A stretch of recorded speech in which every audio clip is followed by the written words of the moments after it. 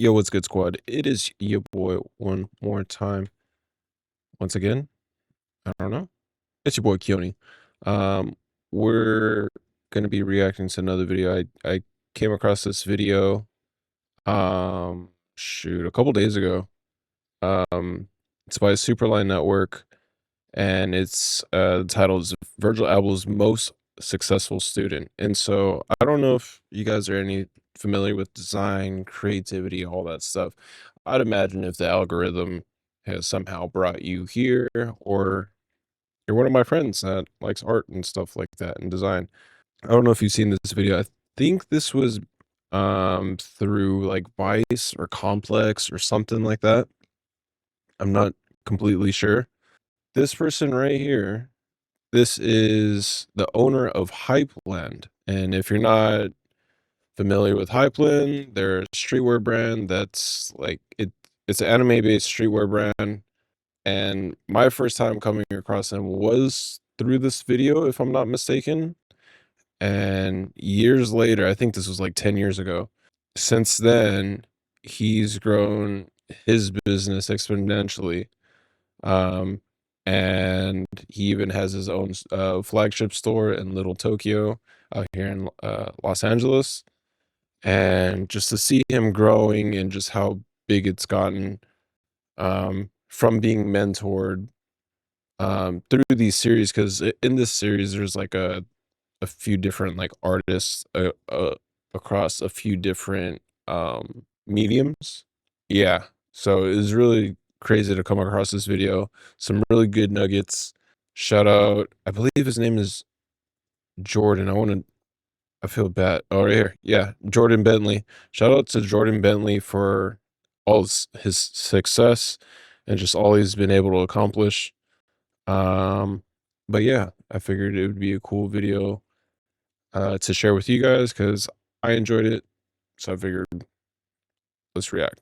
This is Virgil Abloh's greatest student. He had the opportunity to be mentored by the late Virgil, who was the creative director of Louis Vuitton and the founder of Off-White. But that was 10 years ago.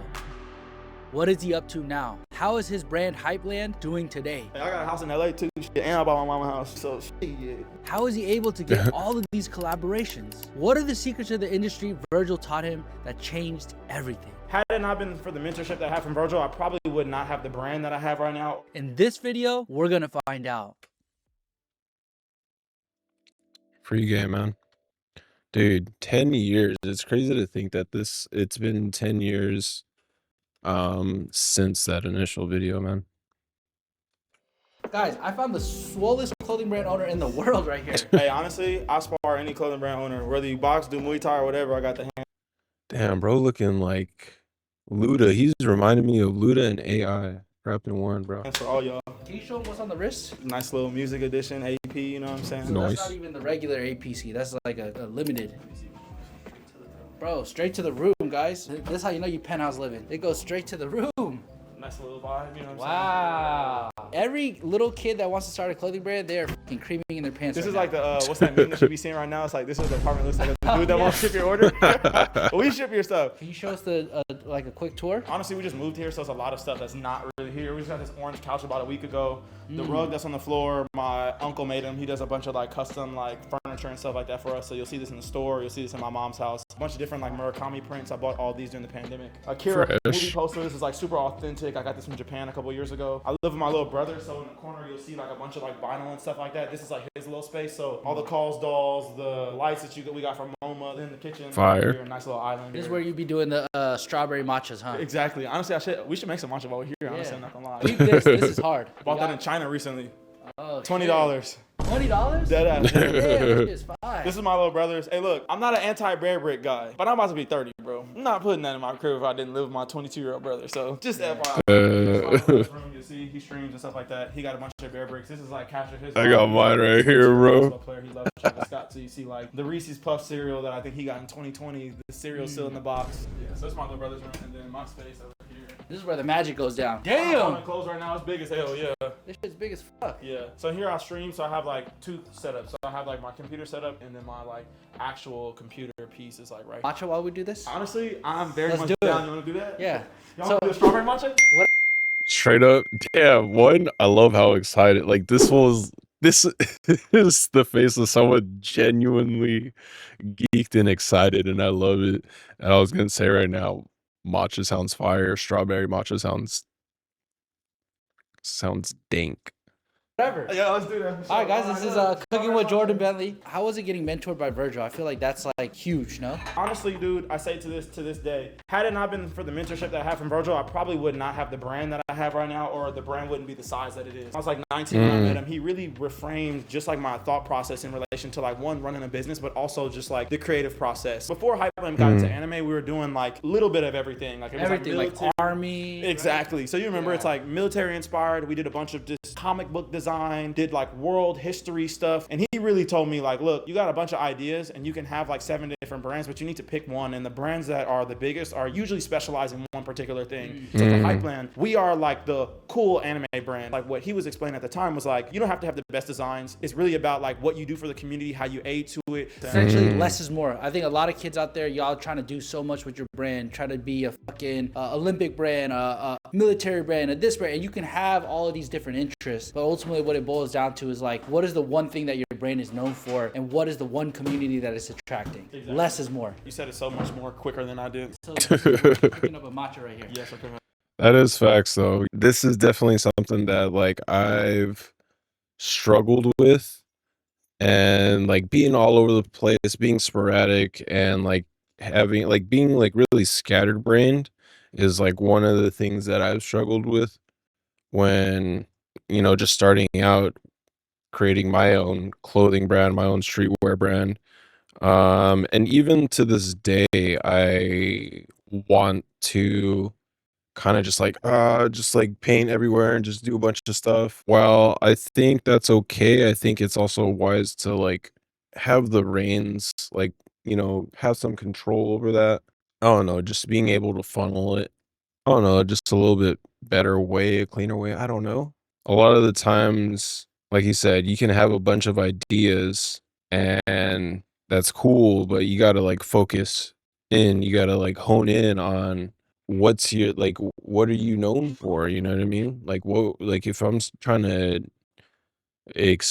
explain, or like that elevator pitch or whatever that is, like you got to be able to, I don't know, convey that quickly. And when you talk about yourself, you already kind of know what you're into. Like, oh, I'm into Pokemon cards, I'm into this, I'm into that.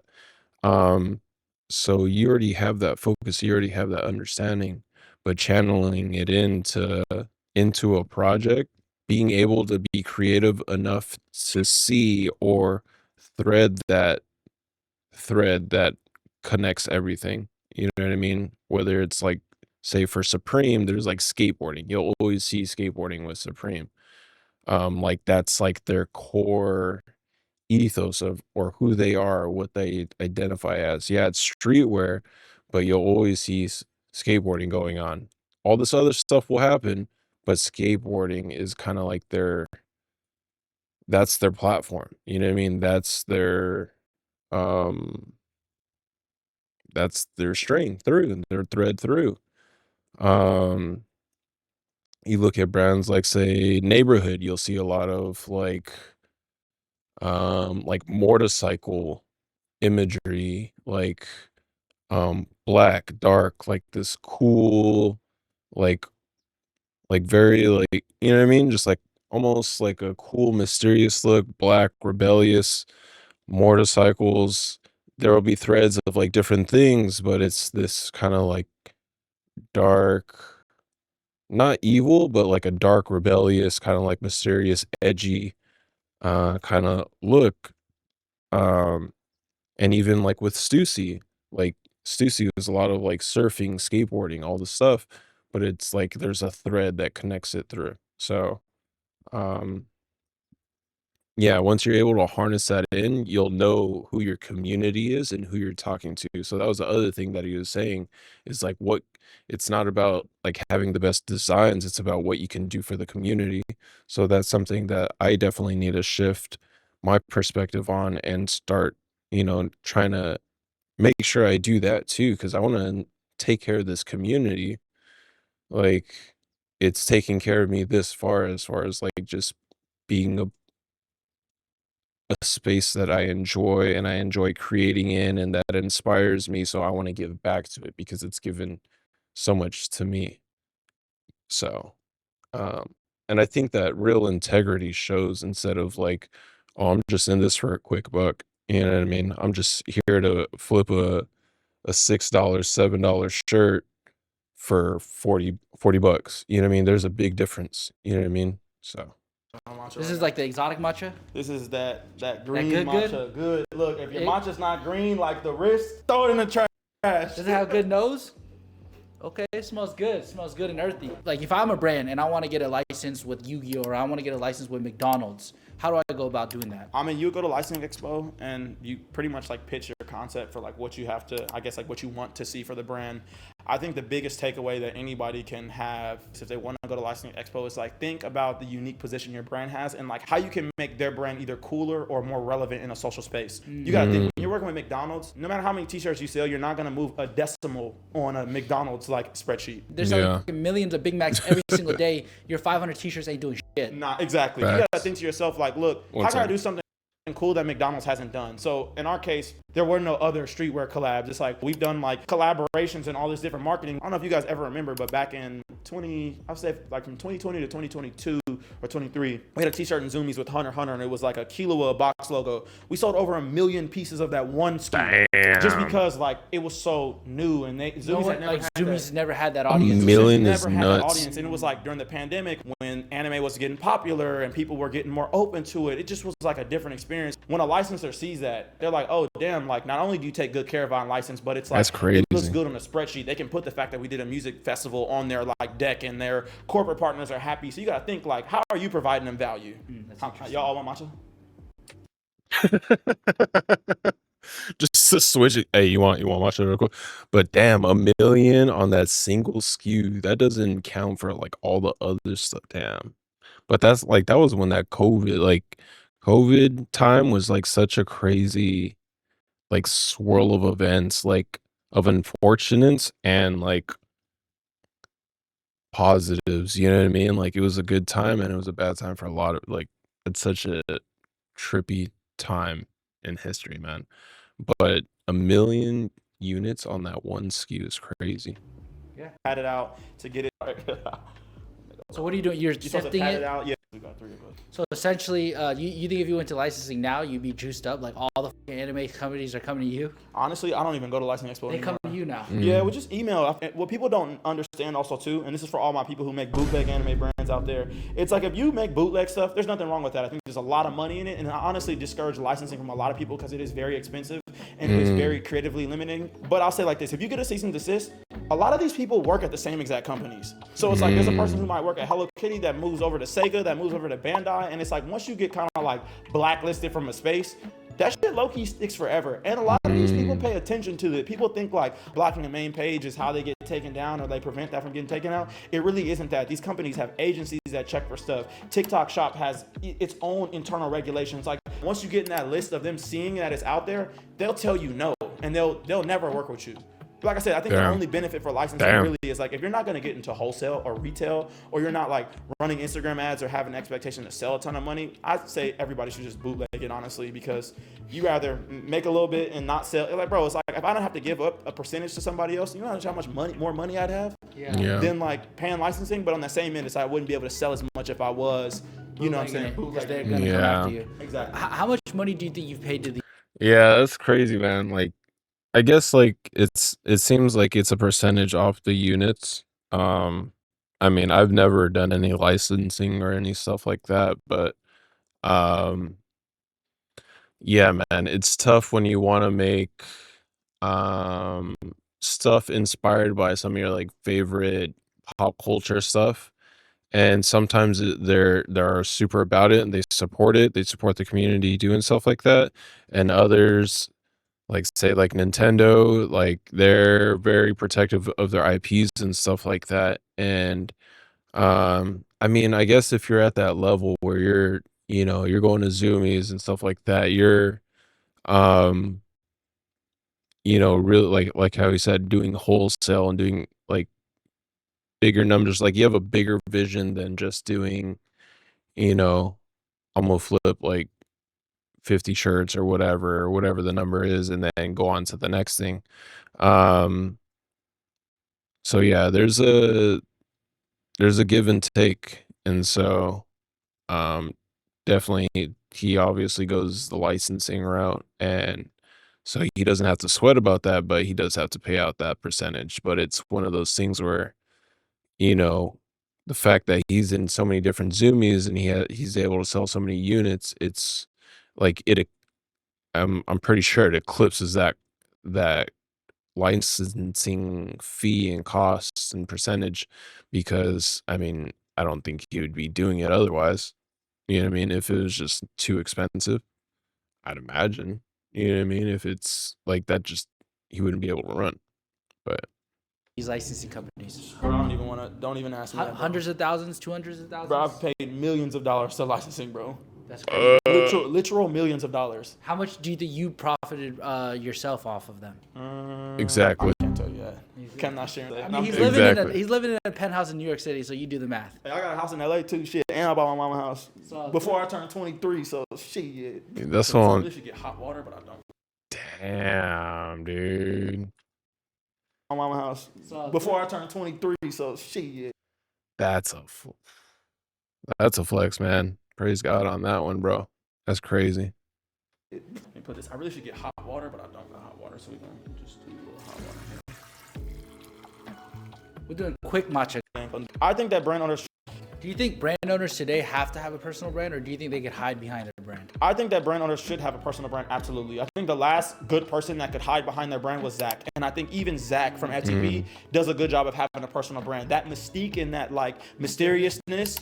It is his personal brand. I mean, fun fact, me and that nigga went to high school together and both was running brands at the same exact time. So it's like full circle. But now people want to connect with people a lot more on an emotional basis. Consumers have choice now. So I think that the more you can lean into the fact that you are or you have a personal brand makes you a lot more relatable. For me, that's one thing I took away from Virgil. I liked about him so much. It's like he was a DJ. He did creative direction. He had Off-White. He was like doing projects with other people. He was doing one-offs. He was so multifaceted, and you only saw that all that stuff was possible because he had a personal brand and showed people like, look, I can do all of this as Virgil Abloh. I'm not just the owner of Off-White. I'm not just the guy who made Pyrex. I'm not just the guy who was working with Kanye. Having that brand literally showed people like me, like little black kid, like, damn, a guy like him can do it, so can I. Or like a kid that's in Africa, it's like, oh, a guy like him could do that. I could be a DJ. I could do all these different things just because like this guy who was an example and representative of culture could do that. So yes, you should have a personal brand. If you don't, you're shooting yourself in the foot, bro.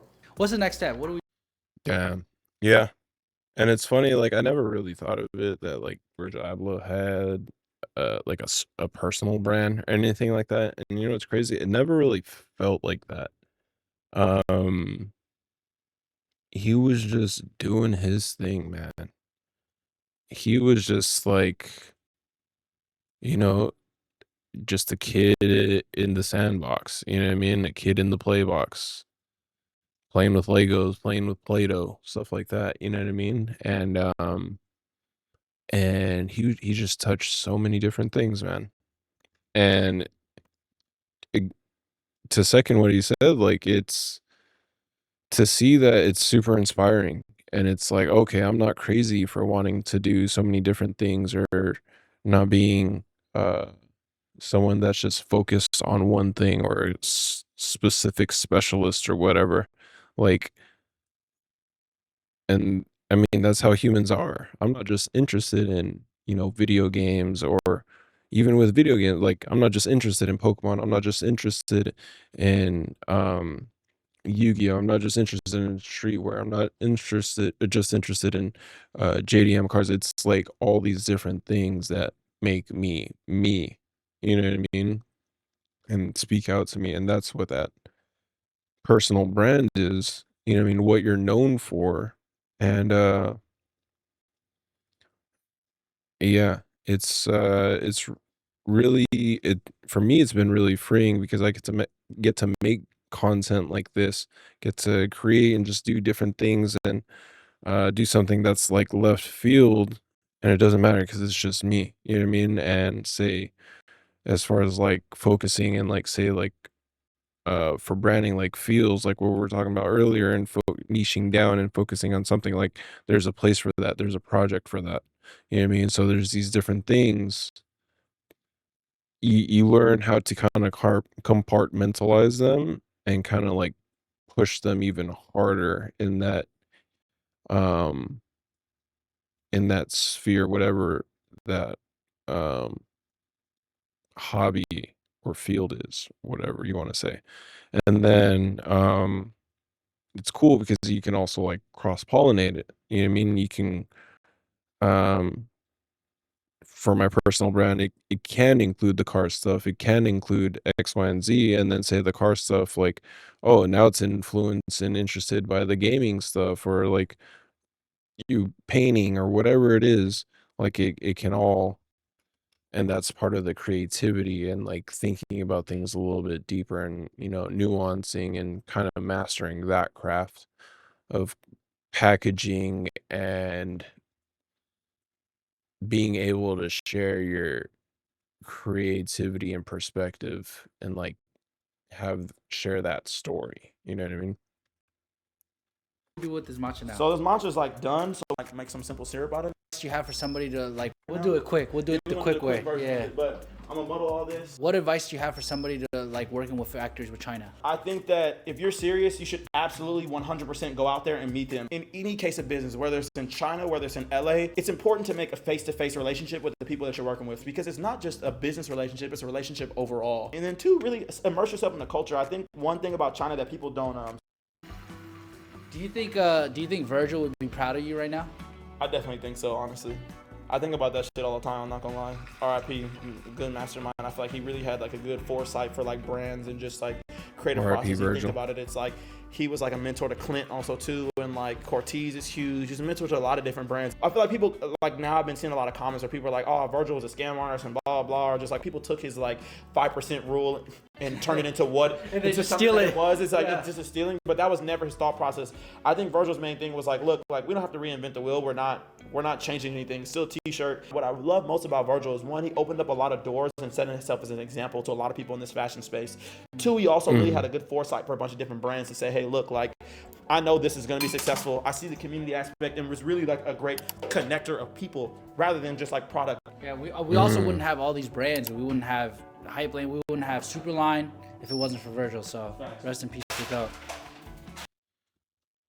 Again, back to that community and connecting people, and that's something that I think I am good at, but I also struggle with because I can get super overwhelmed with just feeling like when things just get too busy or just too jam-packed in my life, and like it can get overwhelming, and so it'll make me want to retreat. So it's this thing that I'm working on, like this ebb and flow. Um but something I definitely need to get stronger in. I want to get stronger in as far as connecting dots, connecting people, creating a team, rallying people around an idea. You know what I mean? My hands are clean. Straws, no paper straws. Fuck. Looking at this looks. Situation that Virgil was mentoring you. What's one advice you would give him? Right? Elegant this looks, bro. Before I sip this, last question. If there was another 18-year-old kid, right, in the same situation that Virgil was mentoring you, what's one advice you would give him? Find your lane, because I think that once you find a lane that you're actually like passionate about or something that you really love, it'll make it easier to be a part of the brand journey. There's a lot of ups and downs and a lot of things that you spend your money on. It gets very expensive, and you have a lot of losses when you run a brand, no matter what people glorify on the internet. So I think if you find what you love, it'll make it easier to like endure those losses and continue to do something. At the end of the day, if you love clothes or you love anything, or you, regardless if it's entrepreneurship or wherever you end up doing, you gotta love what you're doing, because the nights when they're long, that love is what's gonna really motivate you and keep you inspired, not the money. If you're doing something for the money, stop doing it, because money, you'll make less money doing it for the money, to be honest with you. And this is my two cents also too. If I can say anything outside of finding your lane, is to be someone original, bro. I think that the state of clothing right now is so sad, bro. I think there are a lot of people who do cool things. But I think there are a lot of people who are just stealing and replicating the same shit over and over and over again. I think consumers have to do a better job of holding brands accountable and saying, we don't want this garbage shit that everybody else is doing. Back in the day when I grew up in streetwear, people had options and they would tell you on Nike Talk that shit was garbage. Now it's like, bro, if some shit is garbage, there's some kid in Kentucky that saw your shit on ads that doesn't know better, that is like, I'm gonna buy this because it looks cool, and really that shit is trash also too. But there's nobody holding it accountable. So if you're a consumer out there, bro, one, be original, but two, if you have a brand that's making some trash shit, tell them it's trash. Bro, people tell us our shit is trash sometimes. You know what? Even though I don't always listen to the naysayers and negativity, there's some truth in it, and it makes you get better and do better things because people, regardless if they're creative or not, have some type of validity in their comments. All right, guys, I might be guilty of that. I'm gonna go home, drink this matcha, and reflect. Damn. Yeah, man.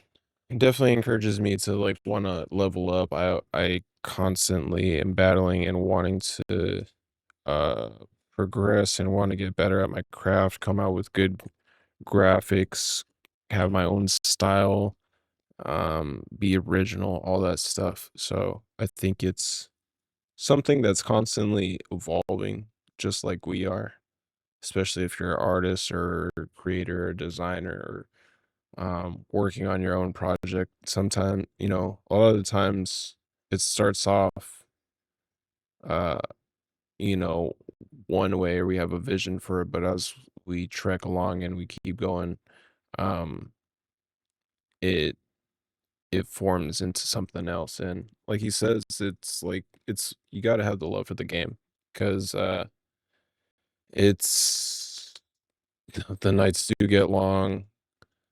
Heck, the years get long. It's like, is this gonna pay off? Is this gonna work? And when it doesn't work, it's like, what are you gonna do? Are you gonna quit? Are you gonna like throw in the towel? Because honestly, there's plenty of times where I want to, but it also comes down to like, I don't know what the hell else I'm gonna do. Like, you pivot, but it's also a thing where it's like, I know what the core of me is. I love creating, um, especially clothing, graphic tees. I want to get more into like cut and sew, all this other stuff, all this, creating fashion, like clothing and content and photos and videos and art. Like, it's just, I think it's something that I'll always like think of, or that'll be like a seat of my perspective just until I'm gone. You know what I mean? Um, and so, yeah, I want to pour into it, my effort and my love into it. And yeah, I just hope and trust that it's gonna, you know, as much as I do that, it'll do it for me. Um, and even when I'm like, I don't know, I can just ramble on. I already know, like, I can feel it coming. So, I think we're just gonna leave it at this one, at this, guys. Let me know what you guys think. Shout out to Superline. Shout out to Superline for the video. I'll link the video in the comment, in the description. Let me know what you guys want me to react on next, or something I should check out next. Comment, like, subscribe, all that good stuff. Love you guys. Love you guys. Check you guys out on the next one. I'll see you guys on the next one. Peace, love, peace. See you later. Deuce.